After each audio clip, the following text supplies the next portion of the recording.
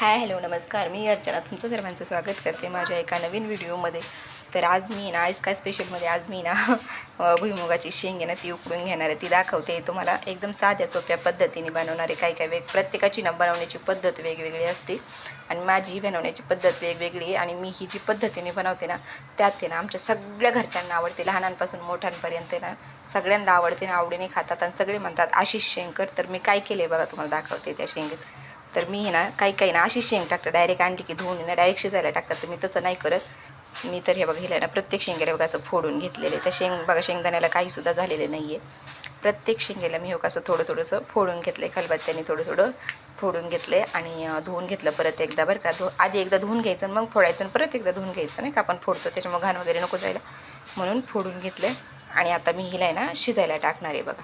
आणि तुम्ही अशी नक्की एकदा ट्राय करून बघा बरं का, तुम्हाला पण नक्की आवडेल. तुम्हालाच काय, तुमच्या लहान मुलांना, आजोबांना वगैरे, घरच्यांना, लहान मोठ्यांपासून सगळ्यांना आवडेल. तर एकदा नक्की ट्राय करा. आणि मी बघा आता फोडणी कशी देते त्या शेंगांना. तर बघा त्याच्यासाठी मी काय टाकणार आहे. त्यात मी आता ना पाणी वगैरे टाकून घेणार आहे बरं का. तर हे बघा पाणी घेणार आहे. पाण्यात ना शेंग तळून गेले ना इतकंच टाकायचं आहे पाणी, जास्त काही डव वगैरे करायचा नाही आहे बरं का. तर आपण पाणी टाकून घेतलं आहे. त्याच्यामध्ये ना जेवढं शेंगाला मीठ लागेल ना तर तेवढं मी मीठ काढून घेतलं आहे. आणि हे मीठ पण टाकणार आहे मी त्याच्यामध्ये बरं का. तर आपलं मीठ पण टाकून झालेलं आहे. त्याच्यानंतर ना मी तसे ना तर त्याच्यानंतर ना मी ना याच्यामध्ये हळद टाकून घेणार आहे.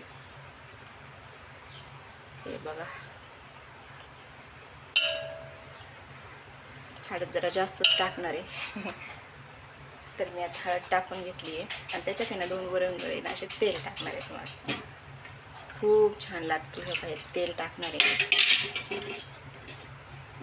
तुम्ही एकदा नक्की ट्राय करून बघा बरं का. ही शेंग नक्की सगळ्यांना, लहानांपासून मोठ्यांना सगळ्यांना आवडेल बरं का. ही शेंग कॅमेरा धरायला कोणी नाही, हलतोय एकदा कॅमेरा मारण्याचा, पण घ्या समजून तुम्ही.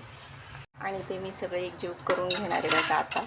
हे बघा एकजीव करून घेणार आहे मी सगळं आता.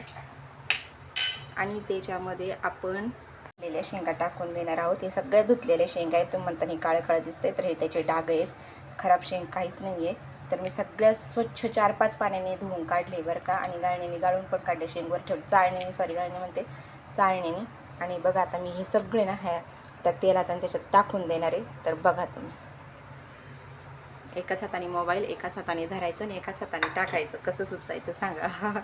मदतीला कोणीच नाही आहे. मुलं आहेत त्या घरात, पण ते काही मदतीला येत नाहीत. धरायला पण येत नाही, लहान मुले हलवतात ना लई, त्याच्यामुळं काय एवढंही नाही, जाऊ दे. तर हे बघा मी सगळ्या शेंगा टाकून घेतल्यात आणि त्याला एकजीव करायचे. तुम्हाला दाखवते, 1 मिनिट. दिसतंय का नाही काय माहिती, माझाच हात हलतोय लई. हे बघा त्या शेंगा तरकताना एवढंच पाणी टाकलं आहे मी, कारण की ते पाणी मग बरोबर आहे ना एकत्र जातं सगळं. आणि आता आपल्याला कुकरला झाकण लावून घ्यायचं आणि मोजून 4 शिट्ट्या काढायच्या आहेत. तर झाल्यावर मी तुम्हाला दाखवते.